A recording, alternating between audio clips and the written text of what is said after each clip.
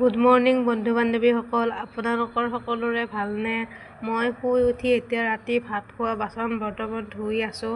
মানুহজনৰ ডিউটি আছে, সেয়েহে বাচন বৰ্তন ধুই খোৱাৰ যোগাৰ কৰিব লাগিব।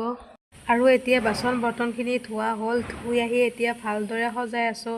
আৰু ৰাতিপুৱা মানুহজনে গাখীৰ আনিছিল আৰু সেয়েহে এতিয়া গাখীৰখিনি গৰম কৰি আছোঁ। আৰু মানুহজনে বোলে আজি ৰাতিপুৱা ভাত নাখায় হেনো।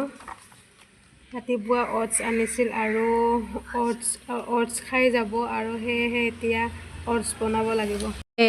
এয়া ৰাতিৰে ভাত আছিল। মই ৰাতি বেছিকৈ বনাই থৈ দিছিলোঁ, কাৰণ মানুহজন ডিউটিত যাবৰ কাৰণে ভাত খাই যাবৰ কাৰণে মই ভাত বনালোঁ, কিন্তু ভাত নাখায়, অ'টছে খাব। সেইকাৰণে গাখীৰ গৰম কৰিলোঁ আৰু ভাতৰ লগত আছিল এয়া কোমোৰা ভাজি আৰু দাইলো আছিল।